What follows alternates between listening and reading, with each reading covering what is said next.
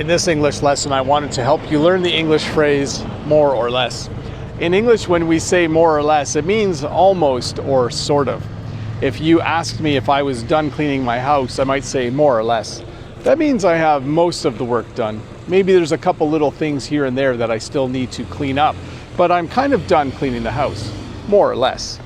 Another example would be if I was packing for a trip. You could say, hey, are you done packing? And I could say more or less. This means that I got out my suitcases and I packed my clothes and some soap and a toothbrush, and I'm pretty much done packing. I'm close to being done packing. I'm more or less done packing, but I probably still want to check things. So when you say more or less, it means something is kind of done or sort of done. I was going to say more or less done, but I don't want to use the term to define the term. The other phrase I wanted to teach you today is the phrase less is more. In English, when we say less is more, it means that sometimes doing a few simple things is better than doing a whole bunch of complex things. A good example would be to wash your vehicle. Sometimes just a little bit of water with some soap in it is all you need. You don't need a whole bunch of expensive products. Sometimes less is more. You can use this to describe a job as well. Sometimes in teaching, if I try to do 20 or 30 things with a class, they might not remember all of it. So sometimes less is more. Sometimes it's better to do about 2 or 3 things well, and then everyone remembers what you did. So sometimes less is more. So to review, more or less means almost or sort of. So are you almost done this video, Bob? More or less. Actually, less than more on that one. That was probably a bad example. If it was close to the end of the video, I could say more or less. And if you say less is more, it simply means that sometimes doing 2 or 3 parts of a process well is better than doing 10 or 15 things badly. Sometimes less is more. Did I say more is less? Less is more. It's a little distracting out here. But hey, let's look at a comment from a previous video. This comment is all crumpled up in my pocket. Let me find it here. This comment is from...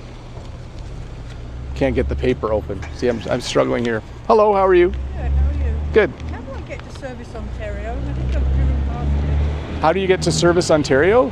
It's actually right over there, just on the other side of the pharmacy. So I can park here. You can actually, if you go out the back of this parking lot and go around, there's a little parking lot right there, and then walk back to this road and it's right on the corner. Yep, you're welcome. Hey, let's look at a comment from a previous video. Sometimes you have to help someone find Service Ontario. That's where you renew your license. This is from the user Kuhn. As always, the optimistic Bob. Wonderful lesson. Thumbs up for you. And my response, you're welcome. So yes, optimism. I am a fairly optimistic person. I think I've mentioned this a lot on my live streams. Sometimes people will say, Bob, you seem very positive. You seem like a very optimistic person. And my response is always this. As long as I'm eating healthy food, as long as I'm getting 8 or 9 hours of sleep every night, and as long as I'm getting some exercise, either walking or shooting my bow and arrow, that's good exercise, by the way, I'm usually fairly optimistic. What makes me pessimistic, or what makes me very negative, less positive, is when I don't get enough sleep, or when I'm not finding time to go for a walk or to enjoy a little bit of exercise. And then, did I mention, what was the other one? Oh, eating healthy. Yeah, that's a big one. I'm not sure how connected diet is to mood, but I think there's a pretty strong connection. I think if you eat healthy food, you're probably healthier. I know this for myself because if I eat bad food, I don't sleep as well. And then either the bad food or the lack of sleep makes me a little bit cranky. So did I go overtime? Probably, because I was helping someone find Service Ontario. I hope she found it. It's just over there.